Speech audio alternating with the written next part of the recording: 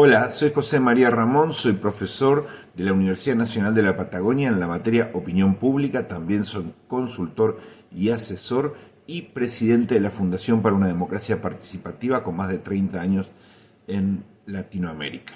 Hoy quiero presentarles una serie de materiales que hemos diseñado para acompañar a los estudiantes, reforzar y complementar sus lecturas, dado que la opinión pública ya lleva 80 años de estudios sistemáticos sobre las distintas problemáticas que van atravesando, tanto en su historia, desde su nacimiento, como en los problemas actuales de las democracias, de las elecciones, de los debates.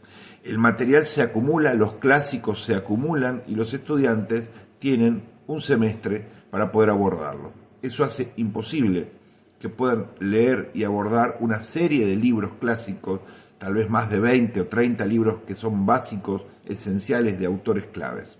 Por eso, toda materia selecciona, recorta y ofrece una lectura obligatoria de alguno de esos materiales, más las clases teóricas nuestras, intentamos acercar al estudiante a una formación básica. Pero con el surgimiento de la inteligencia artificial y de un cuidadoso curado por parte de nuestro equipo docente, hemos pensado en producir estos videos que vas a ver ahora, que son videos síntesis minuciosas, acompañadas por biografía, preguntas disparadoras, conceptos claves, una introducción general y una serie de materiales que traducen y que abordan y resumen libros enteros minuciosamente. Libros enteros de clásicos, por ejemplo, McLuhan, Noel Neumann, Jürgen Habermas o Sartori, por dar algunos de los clásicos que vemos y que debieran verse en opinión pública. Cada uno de esos autores tiene al menos 2 o 3 libros fundamentales sobre el estudio de las sociedades y la opinión pública, y eso es inabordable por los estudiantes. Pero si pudiéramos hacer, y ese fue el objetivo de este trabajo, resúmenes bien completos, de 1 hora y media, 2 horas cada libro, de todo el libro, acompañado y reforzado con preguntas, conceptos y material de asistencia, lo que podríamos ofrecerle a los estudiantes, que es lo que acabamos de darte, es una serie de materiales complementarios que con pocas horas pueden reforzar tus estudios centrales. Insistimos, y esto es esencial, de ninguna manera reemplaza las lecturas obligatorias de los seminarios, cursos y talleres que debes abordar. Lo único que hace este material es poder acercarnos en un par de horas rápidas a libros clásicos que de otro modo nos llevarían mucho más tiempo y que no podríamos porque no disponemos de ese tiempo. Bueno, ojalá te sirva este ciclo, fue pensado, diseñado y trabajado bajo mi responsabilidad y ojalá pueda servirte. Gracias, que lo disfrutes. Bienvenidos. Hoy vamos a sumergirnos en un texto que es realmente clave para quienes se interesan por la estrategia política, las campañas electorales. Un material muy interesante, ¿sí? Vamos a analizar con lupa el Manual del Príncipe, Diseño y Gestión de Campañas Electorales de Javier Domínguez. Es una obra publicada por la Fundación Rafael Campalans y bueno, el autor tiene una trayectoria sólida, ¿no? Educador social, con posgrados, especialización en estrategia electoral en la George Washington University, mucha experiencia como asesor, consultor. Exacto. Combina la teoría y la práctica, algo que se nota mucho en el texto y que es fundamental en este campo. Totalmente. Y hoy específicamente nos vamos a concentrar en el capítulo 1. El título ya es toda una declaración. Estudia. Así, imperativo, directo al grano. Y la pregunta que nos lanza de entrada es potente. ¿Por qué empezar por el estudio? O sea, ¿por qué es el paso 1 incluso antes de pensar en estrategia o mensaje? ¿Qué quiere decir Domínguez con estudiar en una campaña moderna? Vamos a desglosarlo un poco. Es que, bueno, a menudo se asocia campaña con acción pura, ¿no? Mítines, redes, debates. Claro, el ruido, la actividad. Exacto. Pero Domínguez nos frena, nos dice, momento. Primero hay que ir atrás, a la preparación. Argumenta que sin un estudio serio, toda esa acción puede ser, bueno, un desperdicio. o peor, contraproducente. Y ahí introduce una idea que, la verdad, a mí me sorprendió. Las campañas no arrancan con el pistoletazo de salida oficial, para nada. No, no. Según él, y cita a Isidre Molas o Gabriel Colomé, empiezan mucho antes. ¿Dónde? En la biblioteca. Vaya, eso de la biblioteca como punto de partida. Sí rompe un poco el mito de la campaña como algo que surge de la nada, ¿verdad? Totalmente. Y ojo, no habla solo de un cuarto con libros, aunque también. Es más una metáfora, digamos, de la recopilación sistemática de información. Usa una analogía buenísima. Un cirujano operaría sin ver antes los análisis, la historia clínica. Impensable. Pues lanzarse a una campaña sin estudiar al electorado, el contexto, los rivales y a uno mismo, es igual de arriesgado. Es parte de lo que llaman opposition research, investigar al contrario. Pero Domínguez lo amplía mucho más. El estudio es integral. A ver, profundicemos entonces. ¿Qué encontramos en esa biblioteca electoral? ¿Qué tipo de material? Pensemos en los cimientos, sí. Primero las fuentes, digamos, más tradicionales. Datos demográficos. ¿Quiénes son los votantes? ¿Dónde viven? ¿Su edad? ¿Nivel socioeconómico? El texto menciona fuentes como IDESCAT o el CIS, pero bueno, se refiere a usar las estadísticas oficiales de cada lugar. Entender el quién y el dónde. Exacto. Luego, los resultados históricos, clave. Analizarlos te da patrones, la fuerza de cada uno por zonas, posibles techos, suelos electorales. El libro sugiere L-Web como ejemplo, pero lo esencial es tener esa serie histórica. Ver la película, no solo la foto. Justo. Mapas electorales, manuales de elecciones anteriores, encuestas viejas, todo lo que ayude a dibujar ese mapa del terreno con detalle. Y dentro de esa recopilación, el autor le da muchísima importancia a algo que a veces quizás se pasa por alto. Las hemerotecas, la memoria histórica. Cita una frase popular que es demoledora en política. Uno es dueño de sus silencios y esclavo de sus palabras. Es que el pasado siempre vuelve, ¿eh? Siempre. Lo que dijiste hace años, lo que prometiste, si cambiaste de opinión, todo queda registrado.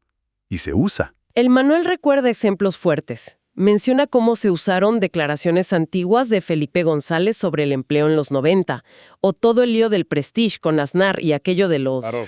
Hilillos de plastelina. Sí. Lecciones clarísimas de cómo las palabras y los hechos pasados tienen un peso enorme. Marcan la credibilidad. Y aquí Domínguez subraya algo que me parece crucial. Investigar al adversario es necesario, obvio, pero revisar a fondo, a conciencia, lo dicho y hecho por tu propio candidato o partido, eso es imprescindible. La coherencia, o su ausencia, es un factor brutal. Y todos, medios y rivales, van a estar buscando esos puntos débiles. Pero claro, hoy esa biblioteca ya no es solo de papel. No, claro que no. La revolución digital creó la biblioteca digital. Internet, como dice el autor, es un acceso, democrático, actualizado casi al minuto, gigantesco y en gran parte gratis a la información. Un océano de datos. Exacto. Desde Google, Wikipedia, hasta blogs, redes sociales, portales de noticias, todo sirve.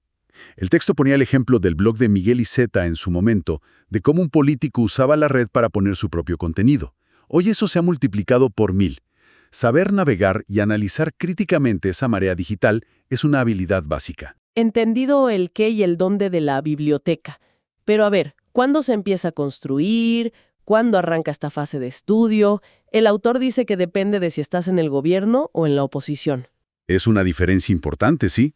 El que gobierno tiene, ante todo, que gobernar hasta el final.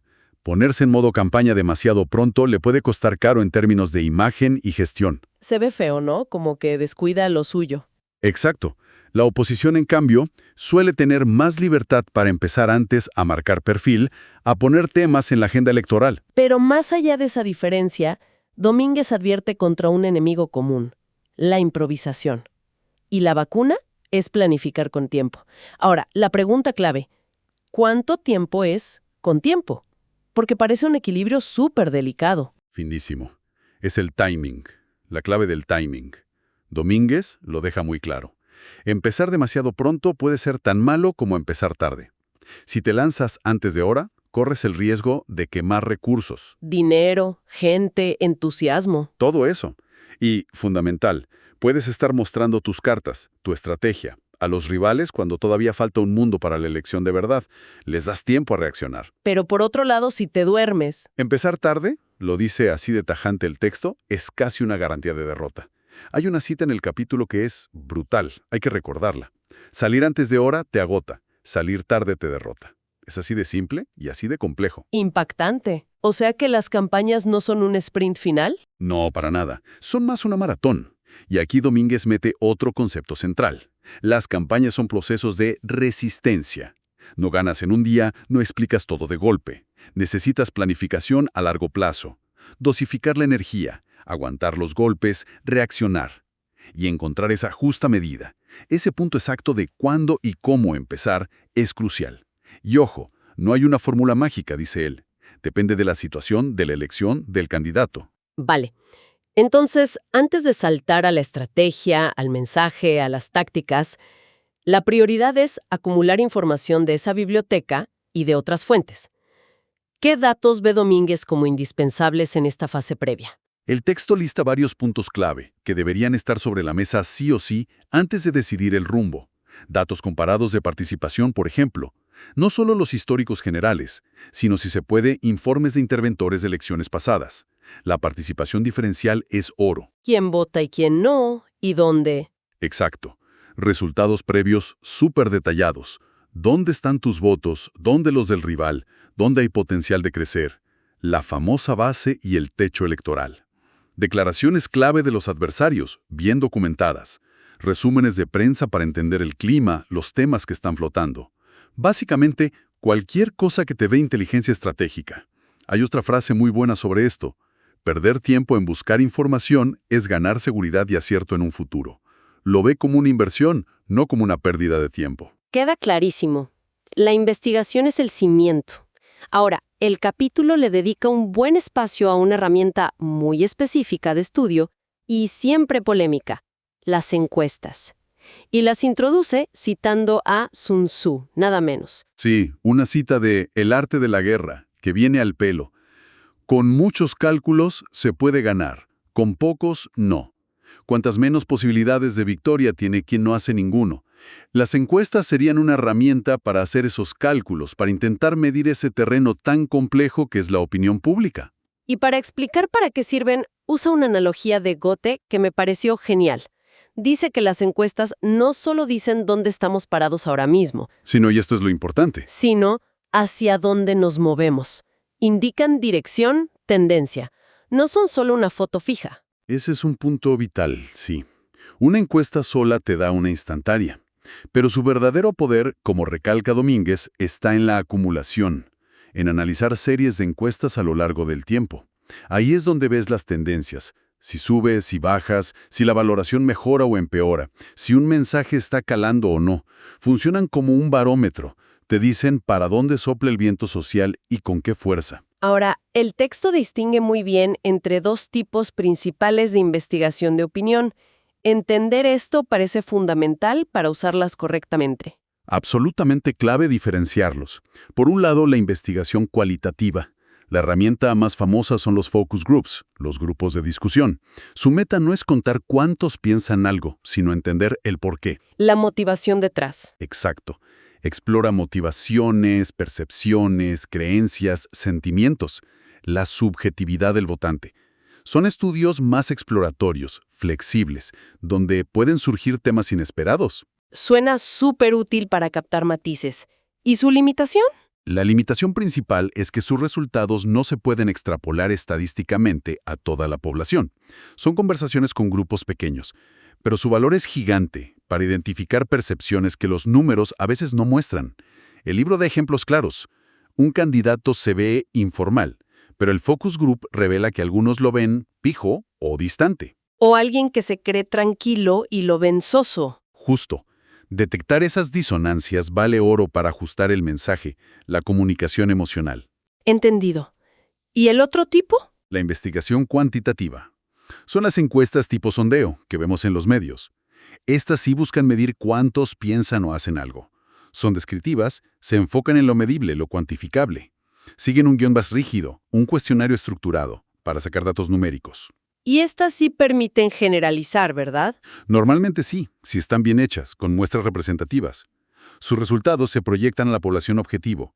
Claro, siempre con un margen de error y un nivel de confianza.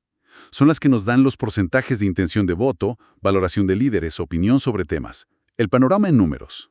Parecen herramientas distintas, pero complementarias quizás. Totalmente. Lo ideal es combinar las dos. La cualitativa te ayuda a hacer las preguntas correctas en la cuantitativa y a entender los porqués detrás de los números que te da la cuanti. Una buena estrategia de investigación usa ambas. Domínguez insiste mucho en la profesionalización, ¿no? En acudir a expertos para hacer e interpretar estas encuestas. Sí, porque son complejas. Y más allá de los titulares, da claves sobre cómo leerlas para que sirvan de verdad en la estrategia. Cita a Ann Lewis, que trabajó con Clinton, con una analogía fantástica.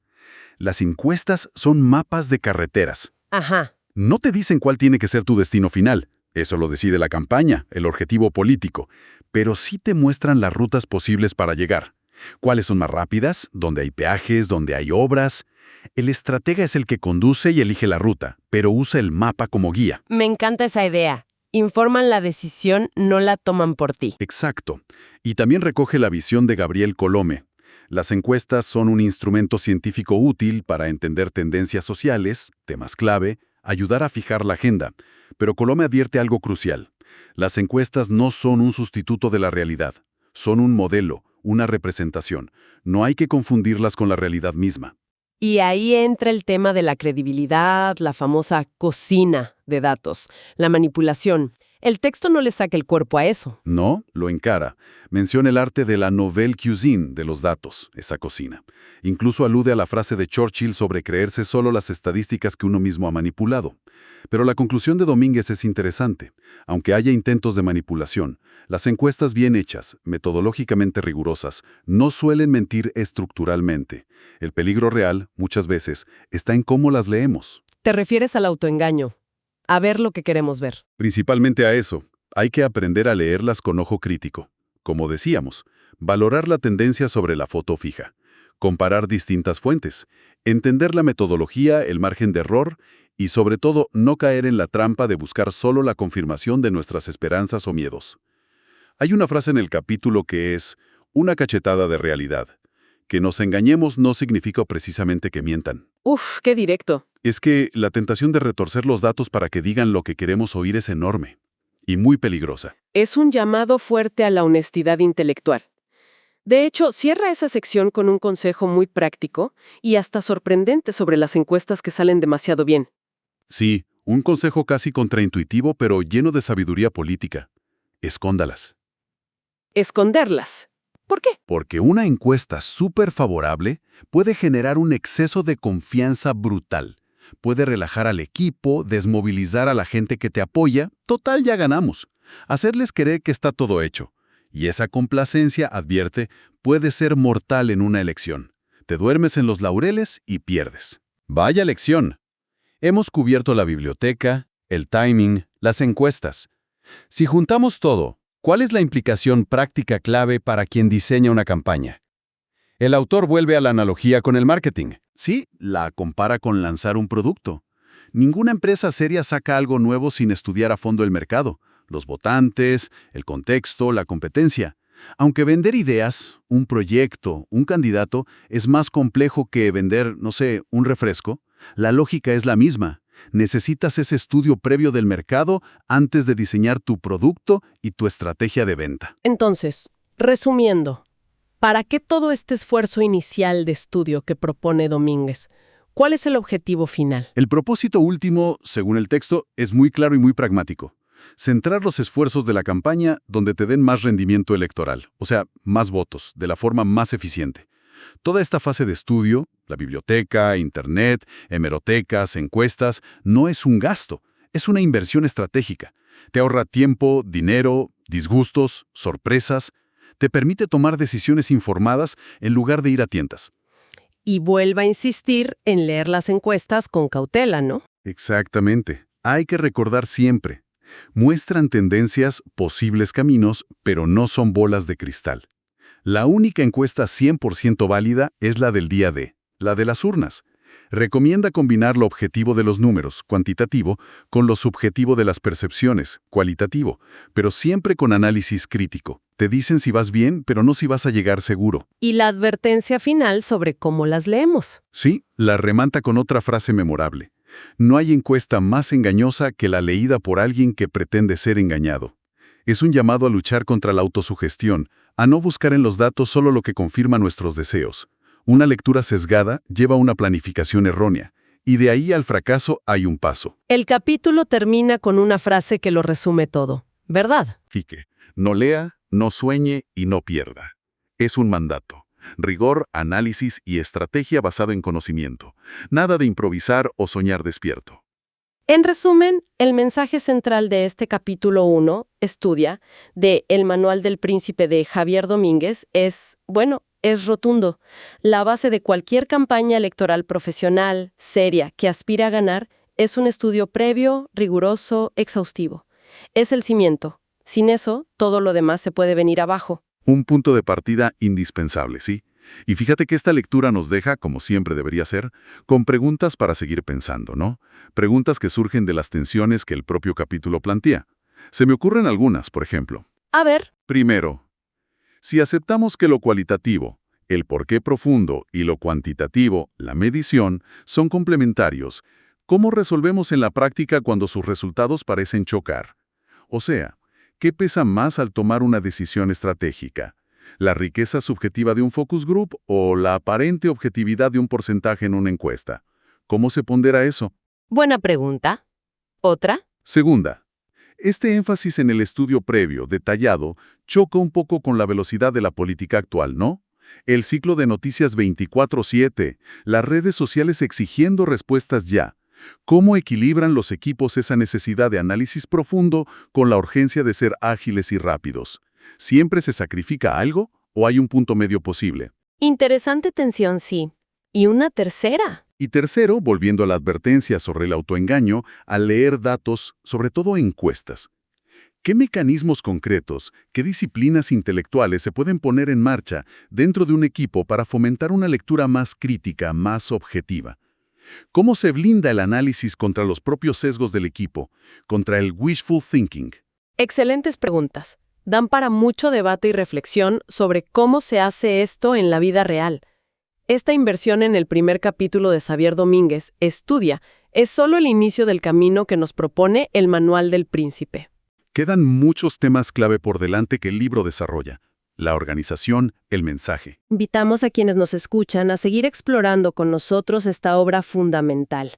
En próximas entregas abordaremos esos siguientes pasos cruciales según Domínguez: cómo organizar la maquinaria electoral, cómo construir y comunicar un mensaje eficaz y otros elementos vitales para gestionar una campaña. Y para entender cómo se construye esa maquinaria, hoy vamos a sumergirnos en una fuente que me parece fundamental.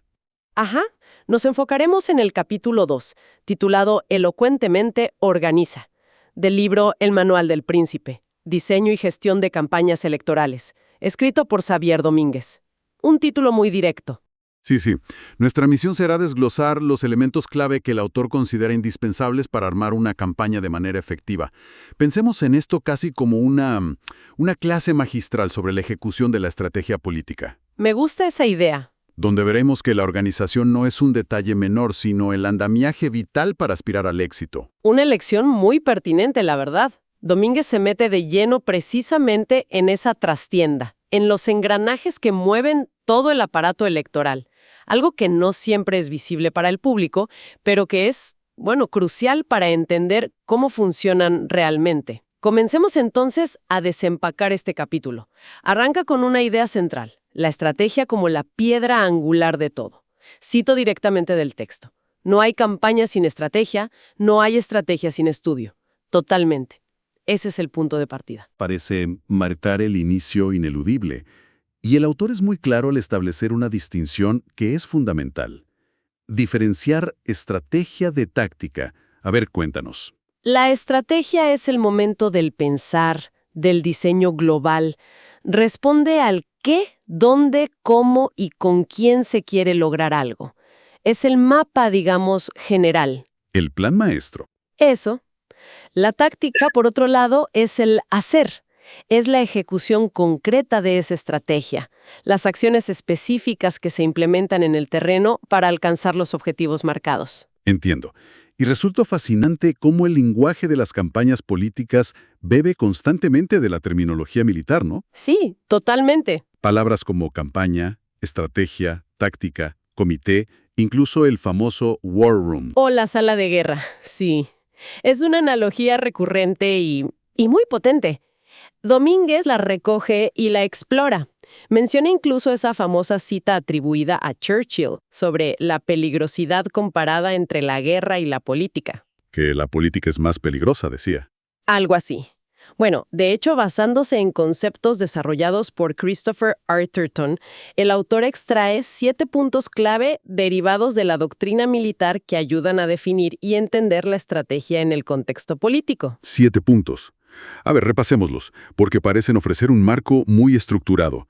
El primero es el terreno. Ajá. Pero en política este terreno no es físico, sino conceptual, ¿cierto? Se trata de elegir y dominar los temas de debate, la agenda política, enfocándose en aquellos asuntos que resultan favorables para la propia campaña. Exacto. Es elegir dónde pelear, conceptualmente hablando.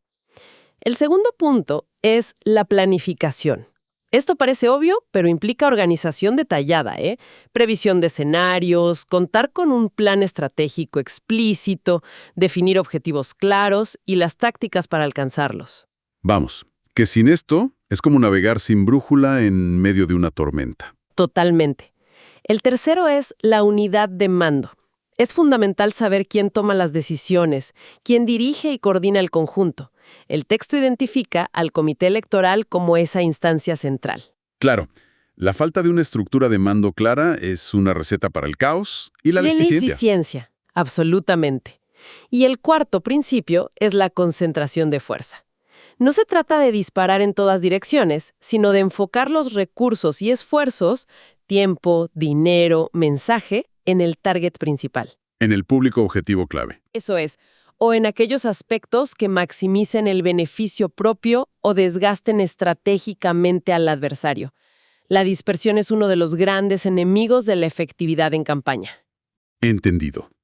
Luego viene el quinto, mantener la iniciativa. Esto suena crucial. Lo es.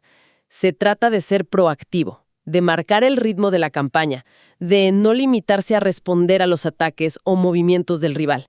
El autor es muy enfático en esto. Llega a decir, quien lleva la iniciativa puede ganar, quien no lo hace siempre pierde. Es un punto vital, sí, para las posibilidades de éxito. El sexto es la ejecución basada en la probabilidad. O sea, las acciones no deben ser impulsivas o basadas en corazonadas. Nada de ocurrencias. Nada. Deben planificarse buscando una probabilidad razonable de éxito o como mínimo evaluando los riesgos para minimizar el daño potencial. Actuar por actuar, sin un cálculo estratégico, puede ser muy contraproducente. Y finalmente, el séptimo punto es la sorpresa. Pero con cuidado, ¿no? Exacto. El autor advierte que debe usarse con mesura. Puede ser un factor de frescura, útil para romper la monotonía o descolocar puntualmente al adversario. Pero no improvisación constante. Para nada. Hablamos de una sorpresa calculada, integrada en la estrategia, no del caos disfrazado de genialidad. Entendido. Lo interesante es ver cómo estos 7 principios, aunque tengan una inspiración militar, se traducen directamente en la necesidad de una planificación política rigurosa y en acciones concretas y bien pensadas dentro del ámbito electoral. Subrayan que una campaña exitosa requiere disciplina, enfoque y control. ¿Eso mismo? Bien, tenemos la estrategia como el gran diseño, pero las ideas necesitan materializarse, necesitan un soporte concreto. Aquí es donde entra en juego el plan de campaña. Ajá, el documento clave. El autor lo define, citando a Rafael Reyes Arce, como un documento escrito que contiene las directrices básicas que fijan el curso de las acciones de la campaña. Y la palabra clave aquí parece ser escrito, fundamental. Domínguez insiste muchísimo en este punto. Todo aquello que no forma parte de un escrito no forma parte del proceso. O sea, lo que no se escribe es improvisación. Poner la estrategia y las tácticas por escrito obliga a concretar ideas abstractas, a definir responsabilidades, a establecer un rumbo claro y, sobre todo, a generar un compromiso colectivo con ese rumbo dentro del equipo central. Pero me llama la atención algo. El autor recalca que este plan no es un documento para publicar en la web del partido o repartir en cada meeting. No. Afirma que es un secreto, no un gran estreno. ¿Cuál es la lógica estratégica profunda detrás de esa confidencialidad? Pues es una cuestión de prudencia estratégica elemental. El plan de campaña contiene análisis sensibles, objetivos detallados, tácticas específicas, quizás puntos débiles detectados en el adversario. Claro. Hacerlo público sería dar munición al contrario. No es necesario ni recomendable que todos los militantes o colaboradores conozcan hasta el último detalle. Sería como si una empresa publicara su plan de marketing detallado con análisis de la competencia. Entiendo. Se comunica la visión general, las líneas maestras, pero los detalles tácticos y la información más sensible se reservan para el núcleo decisor. Exacto, para el comité de campaña. Entendido. ¿Y cuál dirías que es su propósito central, más allá de ser un antídoto contra la improvisación? Pues sirve como una guía operativa constante. Ayuda a enfocar los esfuerzos y los siempre limitados recursos hacia los objetivos prioritarios que se han definido previamente. Y es una herramienta fundamental para gestionar la confusión, la presión, el ruido inherente a cualquier campaña. Gestionar el caos, como decías. Domínguez usa una frase muy gráfica. No hay que controlar el caos, simplemente debe gestionarse. El plan es precisamente la herramienta clave para intentar esa gestión ordenada del caos. El libro detalla bastante los contenidos típicos que debería incluir este plan. Un análisis riguroso del contexto político y social, información detallada sobre los candidatos. Propios y adversarios, sí. La definición de objetivos políticos y electorales y subraya que deben ser realistas para no generar frustración interna. Importante eso. El posicionamiento deseado en los temas clave, un presupuesto detallado, la planificación de recursos humanos, un organigrama claro, un cronograma preciso, la agenda temática, etc. Parece un documento bastante completo. Lo es. Y los objetivos que persigue su elaboración son múltiples. Dar sentido y dirección estratégica a cada acción de campaña, definir con claridad los públicos a los que se quiere llegar, eliminar o minimizar la improvisación. Identificar recursos. Exacto. ¿Qué se necesita y qué se tiene realmente? Equipar el comité de campaña con las herramientas conceptuales y operativas que necesita y, por supuesto, el fin último, traducir todo este esfuerzo organizativo en votos efectivos. Y mencionabas algo de los estrategas de café. ¿Ah, sí? Un plan bien comunicado internamente ayuda a neutralizar a esas figuras que siempre aparecen con consejos improvisados y a menudo contradictorios. Pone un marco. El autor también recalca algo importante. El plan se elabora para seguirlo, no para guardarlo en un cajón. Exacto. No es un mero ejercicio intelectual. Si bien debe tener cierta flexibilidad para adaptarse a eventos extraordinarios e imprevistos, el texto menciona el ejemplo del 11M en Madrid, que obligó a reajustes drásticos. Claro, un evento así cambia todo. Totalmente. Pero la norma general debe ser la adherencia al plan trazado. Como dice el texto de forma lapidaria, es el antídoto a la improvisación. Vale. Si el plan es la partitura que guía la acción, necesitamos una orquesta que la interprete de forma coordinada y ágil.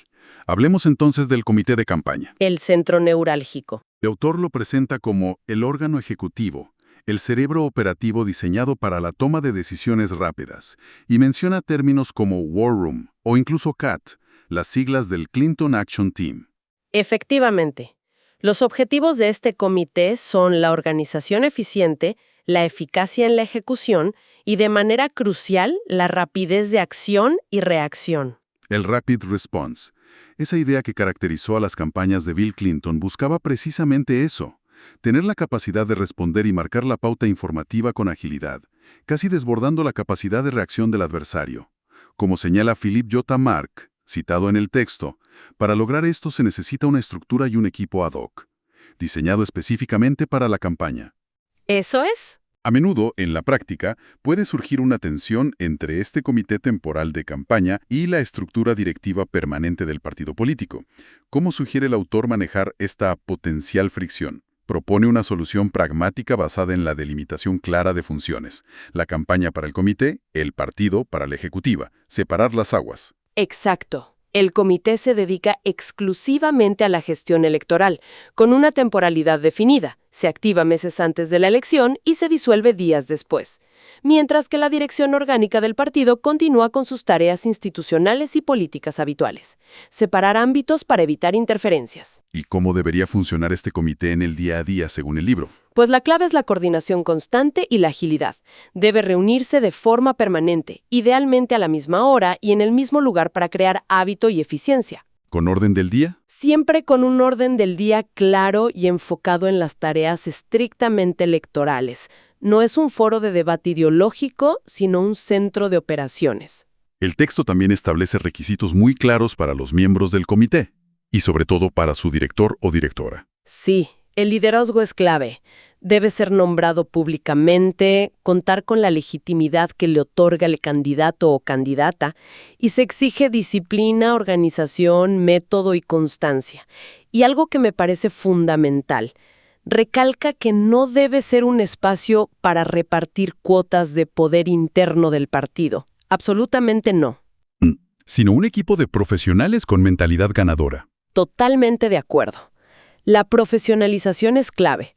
La composición exacta del comité puede variar, claro, según el tipo de elección y el contexto, pero el texto enumera áreas de trabajo que suelen ser indispensables. ¿Como cuáles, por ejemplo? Bueno, prensa y comunicación, redacción de discursos, el speechwriter, organización de interventores y apoderados para el día D, logística de actos públicos, movilización de votantes, diseño y distribución de merchandising. Presupuesto. Programa. Presupuesto, por supuesto. Elaboración final y difusión del programa, manejo de nuevas tecnologías y redes sociales, y la planificación detallada del día D, el día de la elección. Un montón de áreas. Sí, y el trabajo en equipo es vital. A veces es necesario incorporar profesionales externos, por ejemplo, para la gestión de la imagen o la realización de encuestas. El libro incluso esboza un modelo de organización vertical. Cabeza de lista arriba, debajo el director de campaña y de ahí cuelgan las áreas operativas. Entendido. Pasemos ahora a otro elemento crítico, la gestión del tiempo. Volvemos a esa cita tan potente. Quien tiene la iniciativa puede ganar, quien no, siempre pierde. Marca mucho esa idea, sí. El autor presenta 3 herramientas específicas para organizar y dominar el tiempo de campaña. ¿Cómo se interrelacionan? Bueno, estas 3 herramientas, cronograma, calendario y agenda, funcionan de manera coordinada para intentar dominar el reloj de la campaña, digamos. La primera, y la más estratégica, es el cronograma de campaña. La visión macro. Exacto. El autor la define como la herramienta básica de dirección. Abarca meses de trabajo, desde la planificación inicial hasta la evaluación postelectoral. Contempla todas las grandes acciones, los hitos clave y sus plazos estimados. Domínguez es categórico. Lo que no esté en el cronograma directamente no existe, en términos de planificación formal. ¿Y en qué se diferencia del calendario, la segunda herramienta? Si el cronograma es la visión estratégica a meses vista, cuando se elabora el programa, cuando se forma el equipo, las fases de precampaña, campaña, etc., el calendario es más táctico, más pegado al día a día o semana a semana. Lo operativo. Eso. Su función es llevar un inventario detallado de actos específicos, públicos o internos, registrar efemérides relevantes que puedan aprovecharse comunicacionalmente y, muy importante, controlar los plazos legales. Cuándo pedir el voto, cuándo contratar publicidad, registrar candidaturas. Evitar conflictos de agenda también, ¿no? Mencionaba algo de un partido de fútbol. Exacto. Ayuda a gestionar la agenda concreta, sobre todo la del candidato, y a evitar esos solapamientos inconvenientes como programar un acto importante a la misma hora que la final de la Champions, por decir algo. Claro. Y la tercera herramienta temporal es la agenda electoral y temas de campaña. Esta suena especialmente estratégica en términos de comunicación. Lo es, sin duda. Aquí es donde se libra buena parte de la batalla por definir de qué se habla durante la campaña. El control del relato. Exactamente. Quien logra imponer su agenda, es decir, los temas de debate que le son favorables, no solo marca el ritmo político, sino que proyecta una imagen de liderazgo. Quien no consigue controlar la agenda se ve forzado a jugar en campo contrario, a adoptar un papel reactivo. Siempre respondiendo a lo que imponen otros. Implica dedicarle mucho tiempo y pensamiento estratégico, entonces. Absolutamente. El objetivo es crear un marco temático favorable para poder explicar las propuestas propias y conectar con las preocupaciones del electorado desde una posición de fortaleza. Es un esfuerzo constante por generar oportunidades comunicativas. El autor recuerda esa máxima publicitaria: la propia oferta genera la demanda. Crear el contexto adecuado para que el mensaje resuene. Justo eso. Hablemos ahora de uno de los productos más visibles de una campaña: el programa electoral. El autor introduce el tema con una cita un tanto irónica de Albert Caldero sobre la mala costumbre de hacer programas electorales. Sí, es una entrada llamativa. Parece cuestionar el formato tradicional. Sí, hay una crítica implícita a esos programas larguísimos, densos, llenos de jerga técnica, que al final muy poca gente lee en su totalidad. Domínguez aboga por la brevedad, la claridad, por usar un lenguaje accesible. Versiones resumidas, adaptaciones. Exacto. Sugiere la necesidad de crear resúmenes, adaptaciones sectoriales o territoriales. Recuerda el clásico dicho: lo breve es y bueno, 2 veces bueno. Pero también lanza una advertencia seria.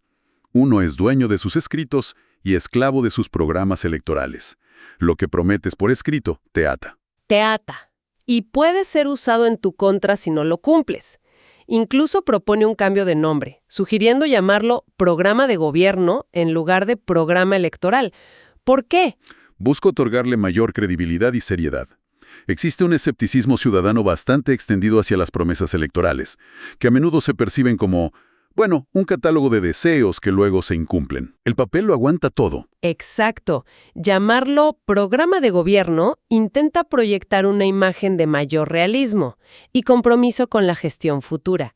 Aunque la gente sea escéptica, el autor recuerda que muchos votantes sí basan su decisión, al menos parcialmente, en lo que perciben del programa a través de los medios, los discursos, los debates. O sea que sigue siendo importante. Sí, por eso. El programa es una herramienta que combina ciencia política, la ideología, las propuestas concretas, con marketing político, la forma en que se presenta y se comunica. El autor también es crítico con la elaboración puramente interna de los programas, lo que llama de forma un tanto provocadora una elaboración onanista. Sí, es una expresión fuerte. Defiende la necesidad de consulta externa. Correcto. Argumenta que si el programa se elabora únicamente por un pequeño grupo de expertos o dirigentes del partido, desconectado de la sociedad, difícilmente generará entusiasmo o identificación. Claro. En cambio, si se consulta a sectores sociales, a expertos externos, a ciudadanos, se genera un sentimiento de apropiación. Su lema es: nadie vota lo que no es suyo. Tiene lógica.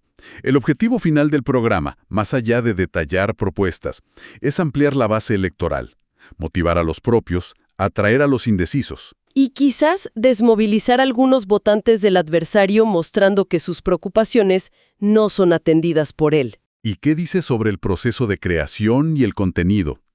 Describe un proceso lógico: designar un responsable claro, elaborar un borrador inicial, someterlo a un proceso amplio de consulta interna y externa para recoger aportaciones y generar complicidades, y finalmente, una aprobación formal. Y un consejo clave sobre las promesas. Ah, sí. Si se tiene una vocación real de gobierno, hay que ser muy cuidadoso y prometer solo aquello que razonablemente se pueda cumplir. Para las promesas de mercadeo ya están los partidos pequeños, afirma. Excesivo y la jerga incomprensible que a veces plagan estos documentos. Cita a Oscar Wilde para recordar los límites.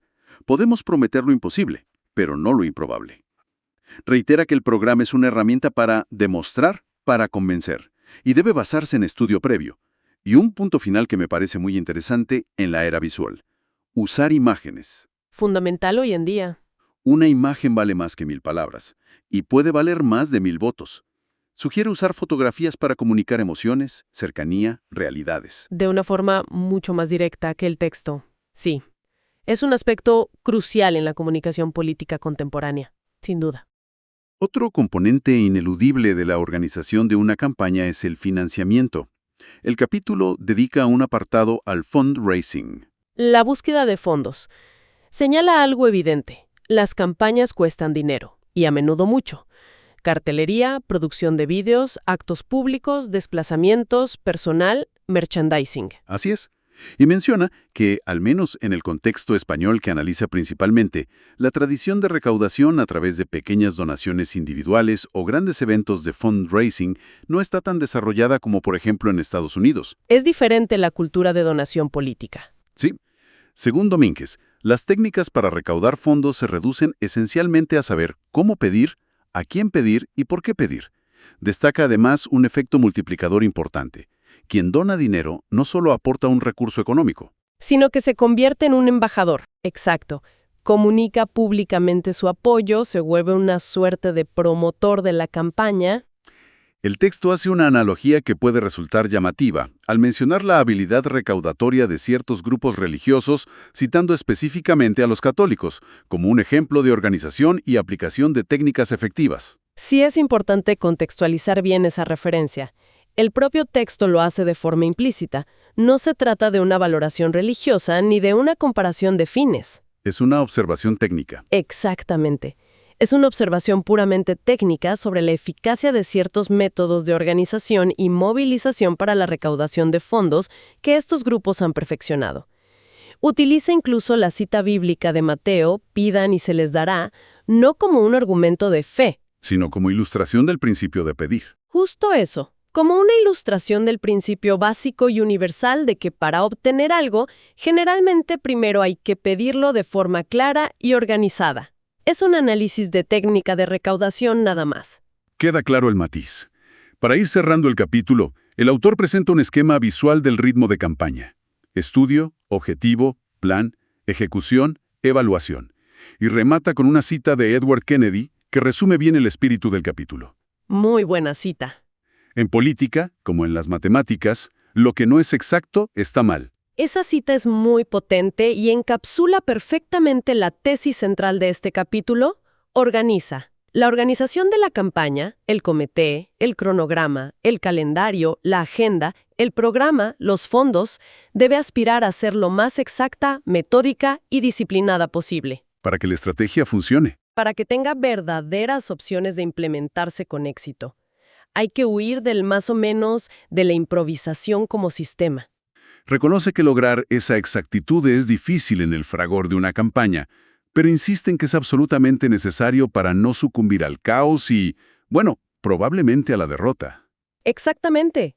Una campaña sin una organización sólida detrás, por muy brillante que sea la estrategia sobre el papel o por muy carismático que sea el candidato, es prácticamente inviable en el contexto actual. Incluso con poco dinero, la organización es clave, imprescindible para optimizar lo que se tiene. El mensaje final del autor en este capítulo es una llamada a la acción concreta y rigurosa. Trabajen, escriban y decidan. Sin duda un capítulo denso pero absolutamente fundamental para cualquiera que quiera entender la maquinaria interna que mueve las campañas electorales modernas. Y como es habitual en nuestras exploraciones, queremos dejar planteadas algunas preguntas abiertas, preguntas que inviten a seguir reflexionando. Siempre bueno dejar pensando. La analogía militar es recurrente para hablar de estrategia y organización política. ¿Hasta qué punto esta analogía es realmente útil para comprender la dinámica de una campaña? ¿Y dónde podrían encontrarse sus limitaciones o incluso sus peligros conceptuales al aplicarla al ámbito democrático? Interesante. Los límites de la metáfora. Del capítulo subraya la necesidad de un plan detallado y escrito, pero también reconoce la inevitabilidad de eventos imprevistos. ¿Cómo puede una campaña, en la práctica, equilibrar eficazmente esa planificación rigurosa con la flexibilidad necesaria para responder a lo inesperado sin caer de nuevo en la improvisación caótica? El eterno dilema entre plan y realidad. Ante el escepticismo que generan a menudo los programas electorales tradicionales por su formato y credibilidad, si este formato está en crisis, ¿qué modelos o enfoques alternativos podrían explorarse para comunicar propuestas políticas de manera más efectiva y conectar mejor con un electorado moderno, informado pero a menudo escéptico? Son preguntas muy pertinentes, sí, que abren nuevas vías de análisis y debate fundamentales para estudiantes y profesionales de la política. Definitivamente. Para concluir nuestra exploración de hoy, la gran lección que nos deja este capítulo de Xavier Domínguez es que la organización detallada, metódica, casi obsesiva que describe no es simple burocracia. No, para nada. Es el motor que permite transformar una estrategia en acción. Es el sistema de navegación necesario para atravesar la complejidad y el ruido inherentes a cualquier contienda electoral moderna. Así es. Una estructura clara, con un plan bien definido, un comité ejecutivo ágil y profesional y una gestión rigurosa del tiempo, los temas y los recursos, no garantiza la victoria, claro. ¿No hay fórmulas mágicas? No, pero sí es una condición esencial para maximizar las posibilidades de éxito en un entorno tan competitivo. Y este análisis profundo de la organización es solo una de las piezas clave que Xavier Domínguez ensambla en su Manual del Príncipe. Específicamente, nos vamos a meter con el capítulo 3. Se titula, de forma muy directa, Explica. Y bueno, este capítulo se centra en algo vital, quizás lo más complejo de una campaña: el mensaje. La idea es desgranar, siguiendo a Domínguez, qué hace que un mensaje político funcione y por qué es tan crucial comunicarlo bien. Esto es súper relevante para estudiantes, para profesionales, bueno, para cualquiera interesado en cómo se mueven las campañas. Así que, empecemos. El capítulo arranca con una definición que suena simple, pero tiene mucha tela. Mensaje es todo aquello que comunica en campaña. O sea, no solo palabras. Exacto, va más allá. Gestos, imágenes, actos, hasta los silencios comunican. Pero Domínguez pone un freno rápido. La brevedad. Cita a Safir, ¿no? Hable en encabezados. 20 segundos máximo. Sí, esa es la regla de oro, hoy en día parece. Claro, porque hablar es fácil, pero que te escuchen y te recuerden, eso ya es otra historia. Justamente. Y aquí Domínguez introduce una distinción conceptual clave, me parece. A ver. Dice que los mensajes en campaña no buscan tanto explicar, en plan clase magistral, ¿sabes? Ajá. Sino que buscan significar. Intentar explicar todo el programa punto por punto puede ser, bueno, tedioso, contraproducente. Claro, la gente está saturada de información. Totalmente. Se busca transmitir una esencia, una idea potente, fácil de agarrar. Por eso Faucheus, citado en el libro, lo llama el santo grial de la estrategia electoral. Casi nada. ¿El santo grial? Para construirlo, el texto rescata lo que decía Lourdes Martín. Ella asesoró a Aznar, si no me equivoco. Así es. Y decía que un buen mensaje responde 3 preguntas clave que tiene el votante en la cabeza. Primero, ¿por qué este candidato quiere gobernar? Su motivación. La razón de fondo, sí. Segundo, ¿por qué es mejor que los otros? ¿Qué lo diferencia? El contraste, fundamental. Y tercero, ¿qué va a hacer concretamente? Las políticas. Exacto. Domínguez pone el ejemplo de Edward Kennedy, ¿no? Cuando le preguntaron por qué quería ser presidente y como que titubeó. Uf, sí, un momento famoso. Y peligroso para un candidato. Claro, porque si tú no defines bien quién eres y qué quieres, otros lo harán por ti. Y generalmente no para bien. Totalmente. Y además, los mensajes no son todos iguales. Tienen distintas intenciones estratégicas. El libro menciona a Paul Lutzker. Cierto, el consultor demócrata. Él habla de mensajes para persuadir indecisos, otros para movilizar a los tuyos. Mensajes basados en el miedo al adversario. Y los de esperanza, claro, la visión positiva. El mensaje es la tarjeta de visita, resume todo. Pero construirlo, dice Domínguez, es lo más difícil de la campaña, más que la estrategia o el candidato. Sí, es curioso. Cita a Roberto Isurieta, que dice algo muy agudo. Encontrar un líder culto no es difícil, pero uno que sepa comunicar cosas complejas de forma sencilla, eso sí es complicado. Es una paradoja, ¿no? A veces tanta formación puede dificultar esa conexión directa. Puede ser. La simplificación necesaria a veces choca con la profundidad académica. Y aquí es donde se pone interesante. ¿Cómo lograr esa comunicación efectiva? Domínguez trae a Javier Roy, que habla de claridad y contraste. Fundamental. El mensaje no puede ser ambiguo. Tienes que diferenciarte sí o sí del adversario. El ejemplo clásico que cita es el de Kennedy. No preguntes qué puede hacer tu país por ti, Sino, ¿qué puedes hacer tú por tu país? Es un contraste perfecto. Simplifica la elección, presenta dos caminos opuestos. potentísimo. Reduce la complejidad para el que vota. Y en esa línea se habla de las hot words, ¿no? Esas palabras calientes, con carga emocional. Sí, que resuenan enseguida. Pero ojo, dice Domínguez, no hay que confundir el mensaje central, la estrategia, con el lema publicitario. Exacto. Están relacionados, pero no son lo mismo. El eslogan es como un soufflé, dice Isurieta. Los buenos suben, conectan. Los malos se desinflan. El mensaje es más profundo, es la base. Es el pilar conceptual de toda la comunicación. Y para que esto no quede en el aire, el capítulo trae ejemplos históricos muy buenos para ver la práctica. Eso siempre ayuda a entender. Por ejemplo, mensajes directos. El de Bush hijo en 2004. Tú y tus hijos estarán más a salvo. Directo a la seguridad. O Clinton en el 96 con el permiso familiar, el salario mínimo, temas concretos. Aquí en España, el no os fallaré de Zapatero en 2004. Una promesa directa. Y los de contraste, que mencionábamos, el spot de Reagan en el 84, el Morning in America, contrastando con Carter Mondale. El mensaje era claro, no volvamos atrás. O Clinton en el 92. Él era el cambio frente a Bush padre. Y Aznar en el 96, hablando de una nueva mayoría para problemas viejos, contrastando con el PSOE. También menciona los de ataque, que son parte del juego. El PP con paro, despilfarro y corrupción. O el famoso váyase, señor González. Muy directo. Y ejemplos internacionales fuertes, como el spot Daisy de Johnson contra Goldwater en el 64, el miedo nuclear. Ese fue muy polémico, pero efectivo. Terminaba con simplemente no podemos arriesgarnos. O la campaña argentina contra la compra de votos con choripán, diciendo que eso no elimina la pobreza, la alimenta. Lo interesante de ver estos casos es cómo aplican los principios. Claridad para definirte, contraste para diferenciarte y conexión emocional. Apelando a esperanzas, miedos, valores. Exacto. Diseñados para persuadir, para quedarse en la mente y al final simplificar esa decisión tan compleja que es votar. Domínguez intenta ir más allá y sistematiza qué hace bueno a un mensaje. Da como 14 características. Sí, es una lista larga, pero podemos agruparlas, ¿no? Yo creo que sí. Por un lado, tiene que ser memorable y penetrante, o sea, ser creativo para emocionar. Conciso, breve, al grano. Contundente, que impacte rápido y tener fuerza para destacar sobre el ruido. Luego, otra dimensión clave es la claridad estratégica.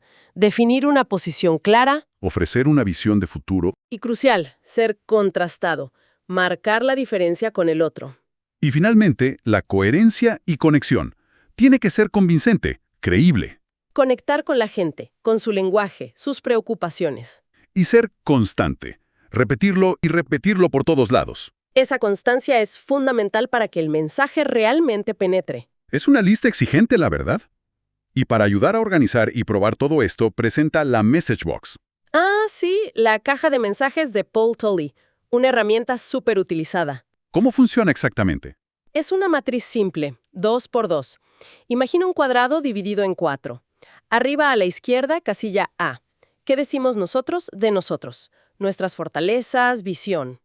Ok, lo bueno nuestro. Abajo a la izquierda, casilla C. ¿Qué decimos nosotros de ellos? Sus puntos débiles, los riesgos de que gobiernen. Vale, el ataque. Arriba a la derecha, casilla B. ¿Qué dicen ellos de sí mismos? Su mensaje positivo. ¿Su propia publicidad? Y abajo a la derecha, casilla D. ¿Qué dicen ellos de nosotros? Sus ataques hacia nosotros. Entendido. ¿Y el objetivo? La clave estratégica es que tu mensaje sobre ti, A, domine y sea más fuerte que lo que ellos dicen de ti, D. Y que tu mensaje sobre ellos sea más potente y creíble que lo que ellos intentan vender sobre sí mismos, B. Es como un mapa de batalla comunicacional. Exacto. Te ayuda a ver dónde estás fuerte, dónde débil, anticipar ataques, afinar tus argumentos. Es fundamental para asegurar que tu discurso sea coherente y potente antes de lanzarlo. Muy útil para pensar estratégicamente. Una vez que tienes ese núcleo del mensaje, viene desarrollarlo y difundirlo. Y ahí hay decisiones clave. Claro, ¿a quién le hablas principalmente? ¿A todos o a segmentos concretos? ¿Qué temas tocas y cuáles evitas? ¿Y qué valores transmites por debajo, digamos? El libro pone el ejemplo de Zapatero en 2004. Su mensaje conectó mucho con un valor muy fuerte en ese momento, el deseo de saber la verdad del 11M. Trascendió lo puramente programático. Totalmente. Conectó a nivel emocional y de valores compartidos. Y en la difusión, el libro insiste machaconamente en una cosa: repetir. Repetir, repetir y repetir. Es casi un mantra. La gente olvida muy fácil con tanta información. La constancia es clave. Y sobre el tono, ¿positivo o negativo? Recomienda ser positivos en general. Los mensajes muy negativos, aunque a veces necesarios tácticamente, pueden generar rechazo. Y Zurieta dice que la política es árida, ¿no? Que hay que evitar ser aburridos. Sí, pero ojo con el humor. Domínguez advierte mucho sobre eso. Ah, sí. Menciona ejemplos de políticos españoles. Trillo regalando €1. Aznar con el Yellow Submarine en plena crisis del Prestige. Exacto. El humor forzado o fuera de lugar puede ser un tiro en el pie. Genera rechazo. Entonces la clave es humanizar el mensaje. Parece que sí. Conectarlo con la vida real, hacerlo relevante, cercano, autenticidad. Y todo esto se organiza en el plan de comunicación, la hoja de ruta práctica. Que define el qué, cómo, cuándo, dónde y cuántas veces comunicas. Desde los folletos y el merchandising hasta la publi masiva y los actos. Todo. Y es crucial enfocarse en temas que le importen a tu gente y refuercen lo tuyo, no caer en el terreno del rival. Ahí entra lo de la USP, la proposición única de venta. Sí, encontrar ese factor que te hace único, diferente y simplificarlo al máximo, que se entienda fácil. También habla de suavizar el lenguaje, ¿no? El ejemplo de escuela para niños excepcionales en vez de programa para niños retrasados. Exacto. O planificación familiar versus control de natalidad. Los matices importan mucho. Y sobre la publicidad política pagada, dice que compite con todo, no solo con los otros partidos. Compite con Nike, con IKEA. Hoy se venden más valores, estilos de vida que características. La publi política debería aprender de eso. Y ser muy visual. Think visually. Mucha foto, poco texto. El impacto visual es clave en la era digital. Introduce también la diferencia entre la guerra de aire y la guerra de tierra. Sí, la guerra de aire es la comunicación masiva. Tele, radio, prensa. ¿Y la guerra de tierra? Es el contacto directo, personal. Y aquí Domínguez es muy claro. ¿Qué dice? Que las elecciones las ganan la infantería. El trabajo de base. Puerta a puerta, mailings, llamadas. Y ahora, claro, lo digital 1 a 1. High touch is more important than high tech. El contacto humano pesa más. Eso dice. Aunque la tecnología es crucial, ojo, cita a Zaragoza del PSC sobre la batalla en la red. Pero insiste en que el contacto personal es lo más persuasivo. Internet ofrece velocidad, alcance, pero exige contenido atractivo, sobre todo visual. La gente lee poco online. Es el gran desafío. Combinar el alcance tecnológico con la conexión personal auténtica. Y para terminar el capítulo, habla de la oficina de comunicación y su relación con los medios. Tiene un doble rol, servir a la campaña y servir a la prensa, facilitarles el trabajo. La clave es colaborar, no confrontar. Preparar buen material, ser originales. Ser momilín, nunca mentir, anticipar preguntas difíciles, ser breves, los 20 segundos otra vez. Y si no sabes algo, admitirlo. Exacto. Cita a Lazarsfeld. Los medios quizá no cambian tantos votos, pero refuerzan ideas y son esenciales para llegar a la mayoría. Fijan la agenda. Bueno, este recorrido por el capítulo 13 nos da una visión muy clara y práctica del mensaje en campaña. Sí, muy estructurada. Pero como todo buen análisis, también nos deja pensando, ¿no? Podríamos plantear algunas preguntas para seguir reflexionando, quizá más desde lo epistemológico. A ver, por ejemplo. Por ejemplo, esta necesidad de simplificar el mensaje, de priorizar el significar y el contraste. ¿Hasta qué punto esto no arriesga a trivializar debates complejos o incluso fomentar la polarización? Es una buena pregunta. ¿Dónde está el límite? Exacto. Y otra, si el mensaje conecta con valores y emociones, ¿cómo trazamos la línea ética entre la persuasión legítima y la manipulación? ¿Qué herramientas tenemos para eso? Una cuestión delicada, sin duda. Y una tercera, pensando en el futuro, ¿cómo integrar mejor el high touch y el high tech? ¿Cómo usar la tecnología sin perder autenticidad y sin saturar más a la gente? Son temas para seguir pensando. Sin duda. Entonces, si tuviéramos que resumir, ¿qué nos llevamos de Explica? Pues que el mensaje no es solo un eslogan. Es el santo grial, el corazón estratégico. Requiere claridad, contraste, repetición constante. y una conexión profunda con la gente, con sus preocupaciones y valores. Es el arte de explicar lo esencial sin perderse en detalles que nadie escuchará. Un arte complejo, ciertamente. Y este análisis del mensaje es solo una parte de lo que Xavier Domínguez presenta en el Manual del Príncipe. Y concretamente vamos a analizar a fondo su capítulo 4, que tiene un título bastante directo. Y recuerda. Un título que ya avisa, ¿eh? Como diciendo, ojo con esto, que es importante. Totalmente. La idea aquí es destilar esas lecciones prácticas, las estrategias clave que Domínguez vuelca en este capítulo. Es casi un recordatorio de lo esencial para las fases finales, ¿no? Justo. Es como una píldora de sabiduría acumulada. Eso es. Lo vemos como una sesión de estudio para profundizar en comunicación y estrategia política.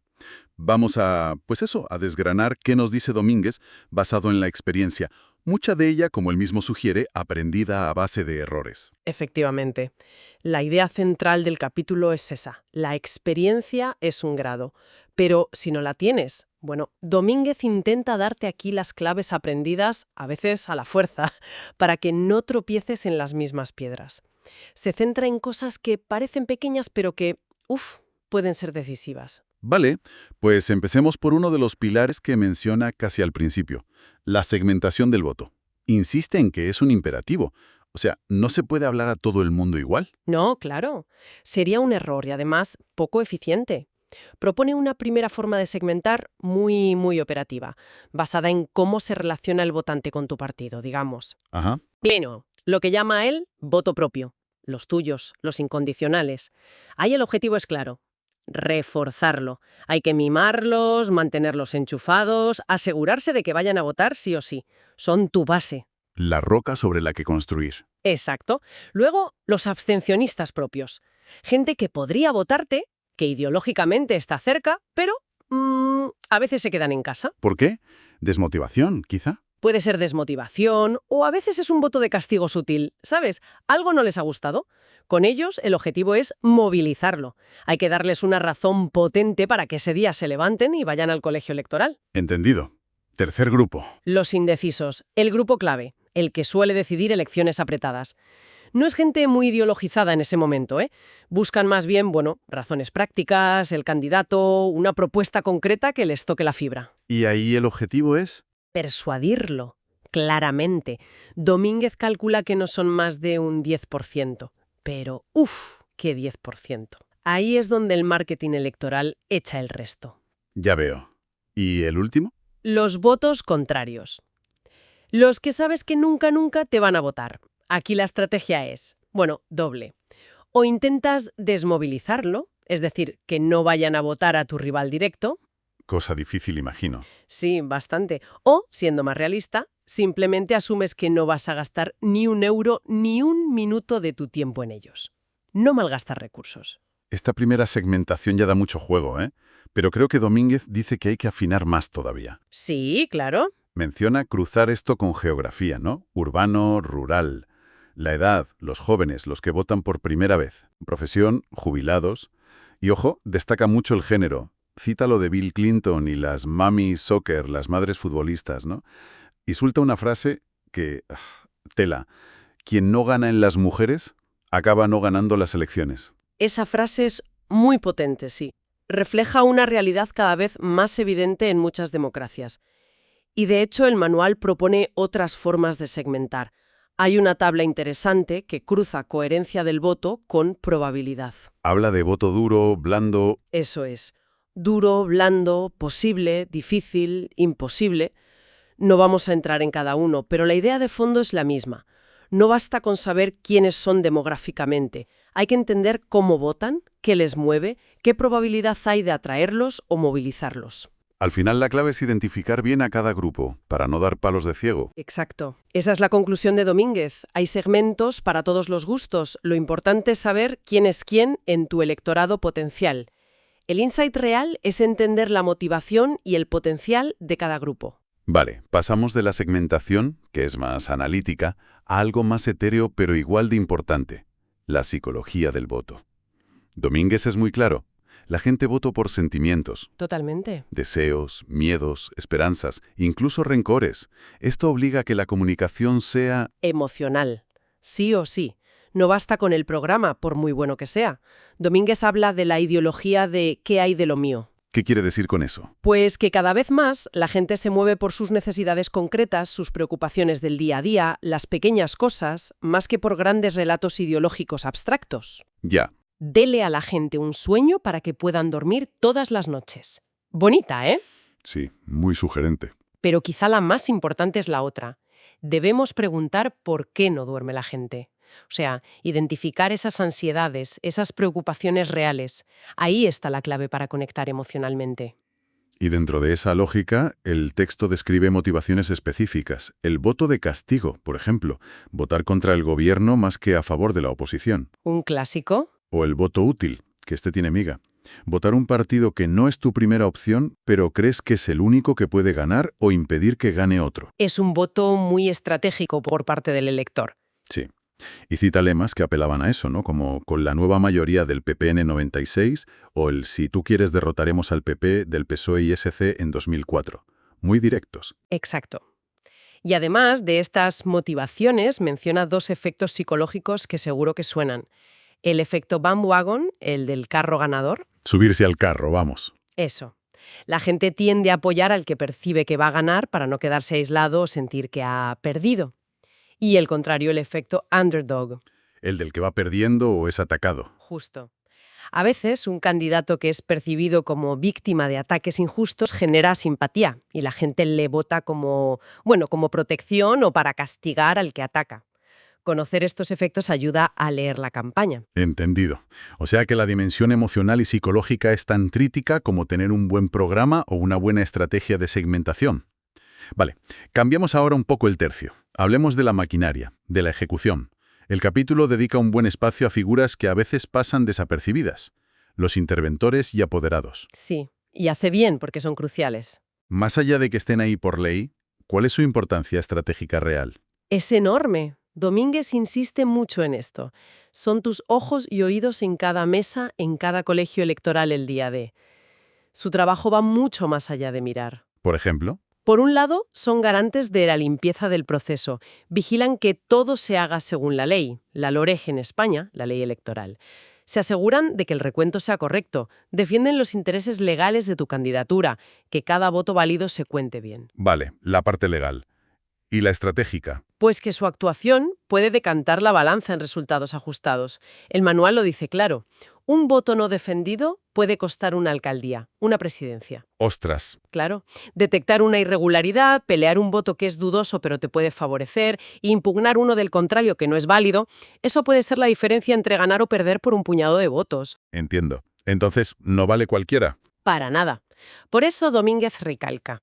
Hay que seleccionarlos bien, formarlos a conciencia sobre la normativa, los procedimientos, qué hacer en cada caso. Hay que darles guías claras. Tienen tareas muy específicas como controlar el voto por correo, que es delicado. Queda claro. No son meros espectadores, son jugadores activos en el día clave. Y eso nos lleva justo ahí, al día de la jornada electoral. El día de la verdad, el autor lo llama el examen final. Ahí es donde se materializa todo el trabajo previo. Cita a Serrat, hoy puede ser un gran día, pero le añade el punto de tensión. Hoy es el día que se ganan o pierden las elecciones. O sea, cero improvisación. Cero. Nada puede fallar ese día. Requiere una planificación logística brutal. ¿Qué tipo de cosas? Pues de todo. Desde asegurar que cada interventor y apoderado esté en su puesto a primera hora, con sus credenciales, sus listados, todo. Hasta organizar la comida y bebida para toda la gente que está pringando todo el día. Que son muchas horas. Muchísimas.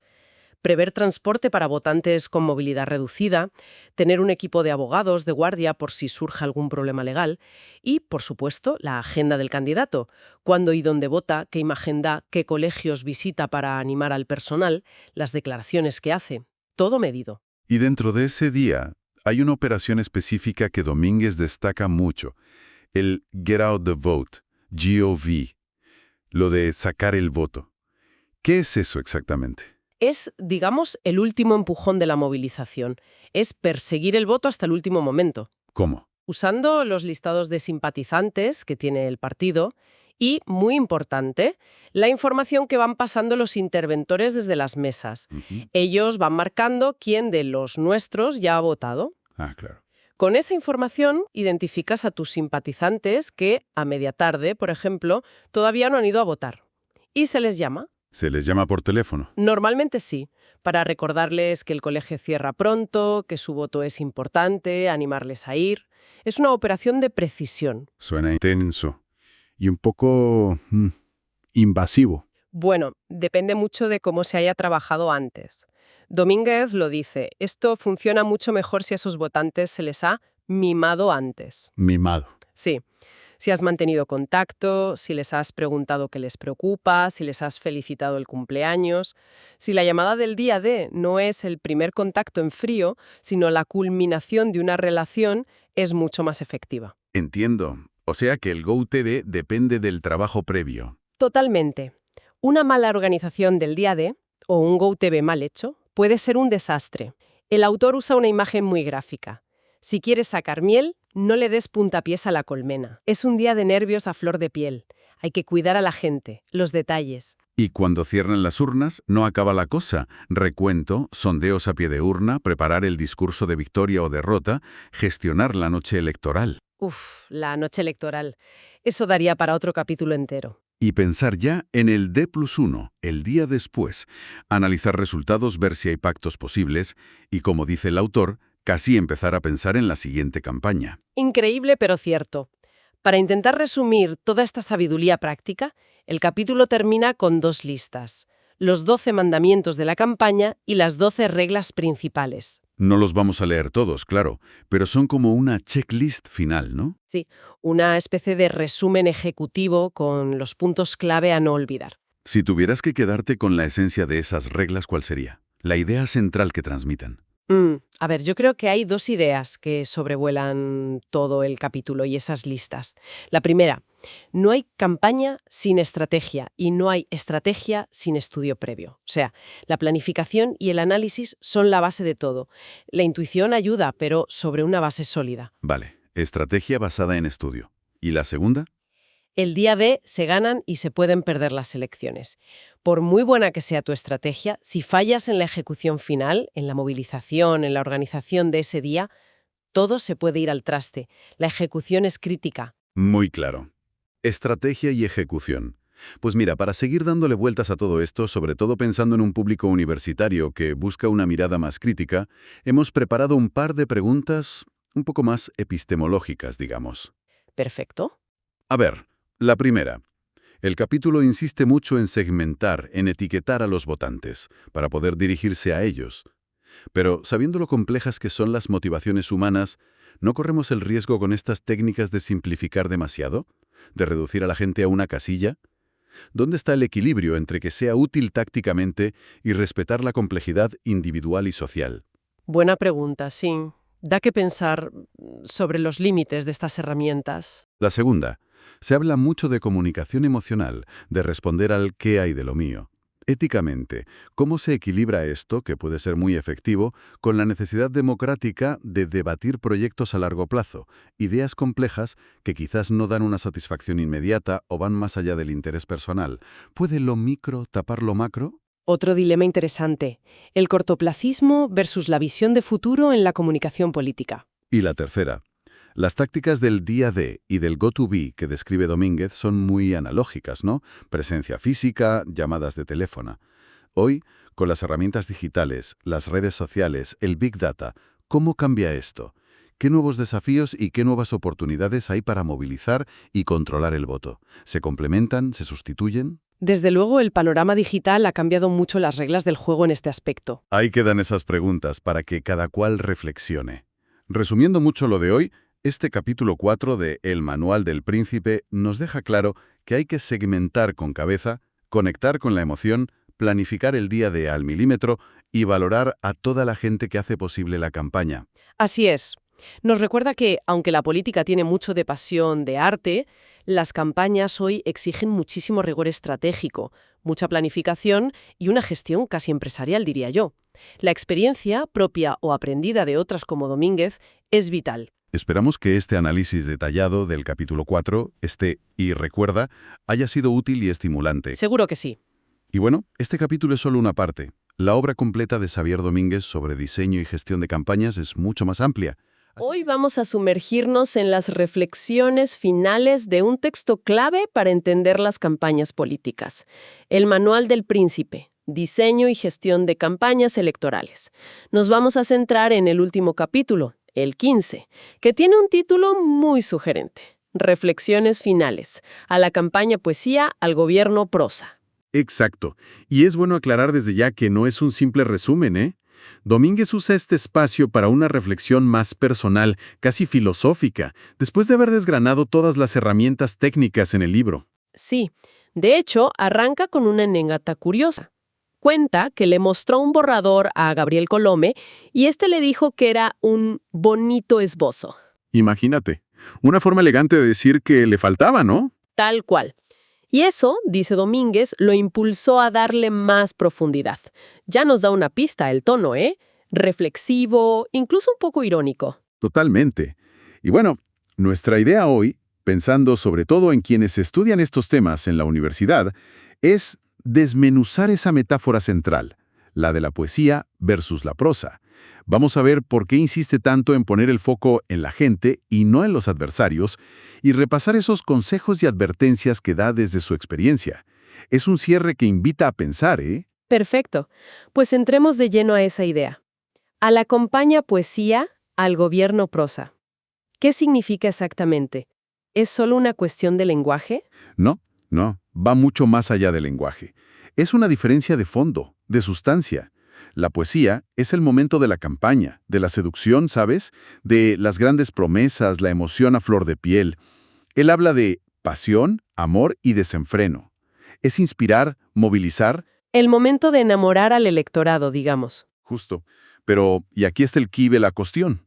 Advierte que esa intensidad, esa hipérbole, no sirve para gobernar.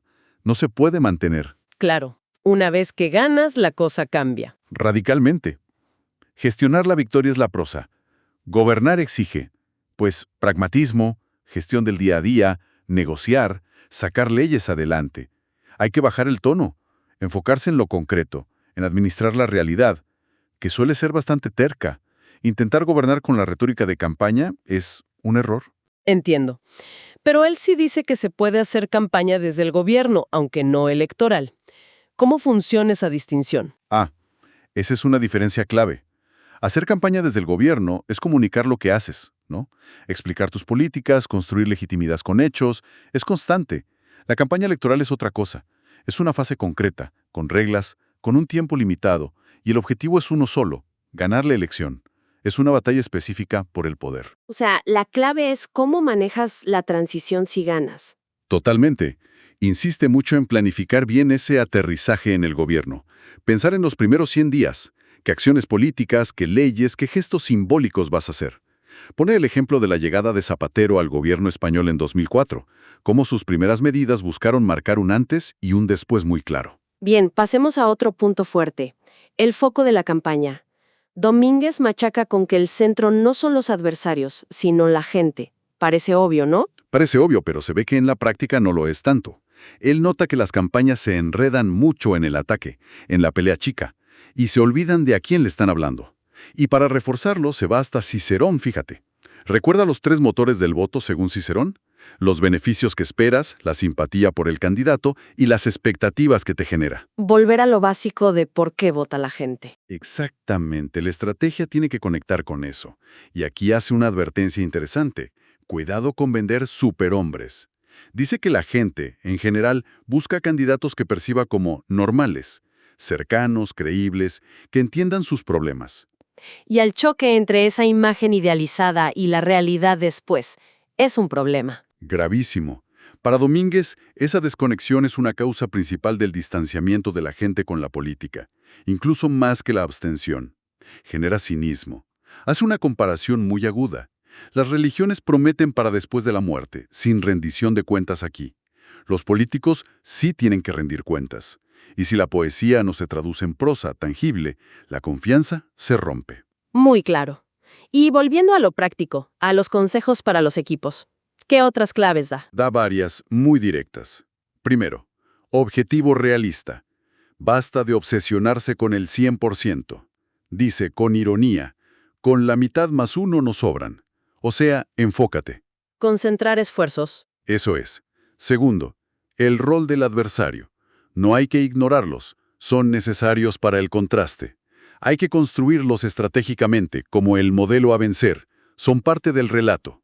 Una visión funcional del oponente.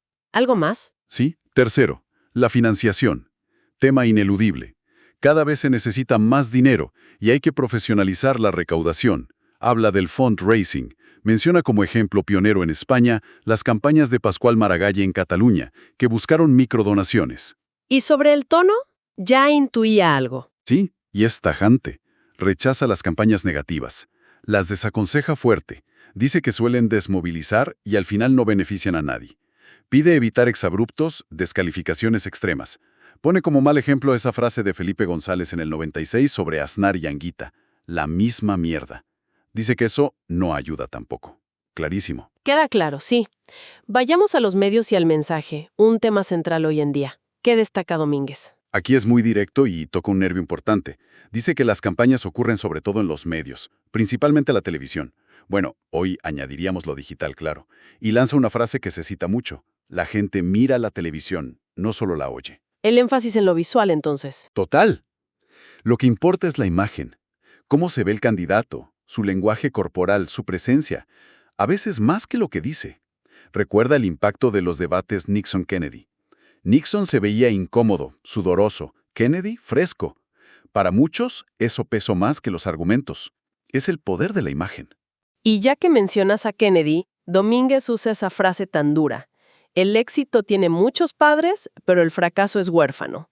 ¿Cómo aplica eso en campaña? Refleja la cruda realidad de la política, ¿no? Si ganas, todo el mérito es del candidato. Fotos, abrazos. Si pierdes, La culpa es del equipo. del director de campaña sobre todo. Domínguez lo dice sin tapujos. No es justo, pero así funciona la percepción. Es la ley no escrita. Dura ley para los estrategas. Y hablando de éxito, ¿qué ingredientes menciona Domínguez? Identifica 5. Un buen candidato, claro, una estrategia sólida, un mensaje potente, la experiencia del equipo y, ojo, la suerte. La suerte. Reconoce lo impredecible. Sí, un evento inesperado, un error del rival, todo influye. Y sobre el mensaje, insiste en algo clave, ¿Qué cosa? la repetición. Es casi un mantra para él. Si tienes un buen mensaje, repítelo. Repítelo hasta la saciedad. Es la única forma de que cale, de que se oiga entre tanto ruido. Cita lemas como España va bien o váyase, señor González. Gustaran o no, funcionaron por repetición. Su consejo: repitan lo bueno 100 veces. Entendido. También habla de opinión pública versus publicada y de cómo gestionar crisis. Sí, distingue la opinión pública, la de la calle, digamos, de la opinión publicada, la de los medios. Y sobre esta última advierte: casi siempre es pagada o al menos influenciada por intereses. No hay que confundirlas. Y ante una crisis, ¿qué recomienda? La vacunación, anticiparse. Si sabes que tienes un punto débil, algo que te pueden sacar, sé tú el primero en hablar de ello. Ponerlo sobre la mesa tú mismo. Exacto.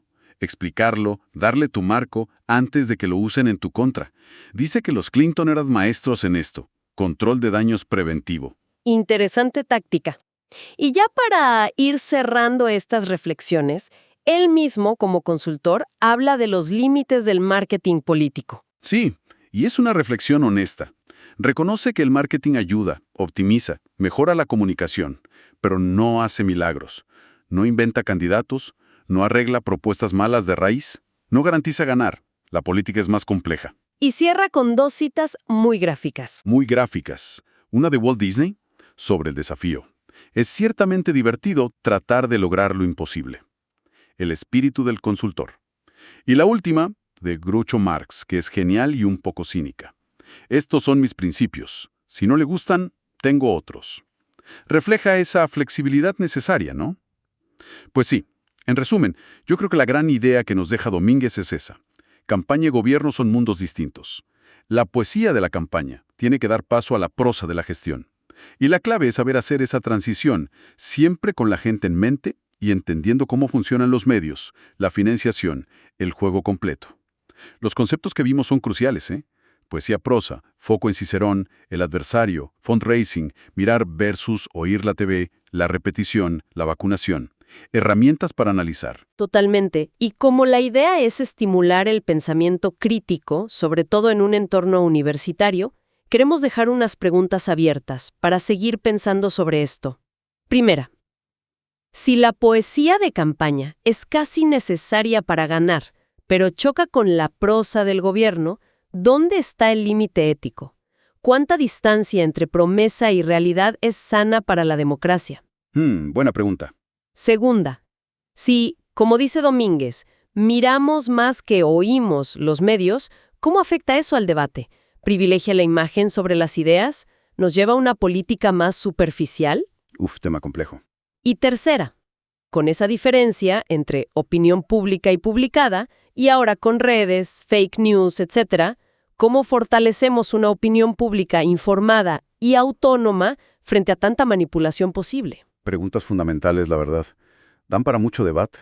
Sin duda. Y bueno, esto ha sido solo una mirada a estas reflexiones finales de Javier Domínguez en el Manual del Príncipe. El libro es mucho más amplio, así que dejamos la invitación abierta para seguir explorando sus ideas y las complejidades de las campañas en otras oportunidades. Hay mucha tela que cortar ahí. Hasta la próxima.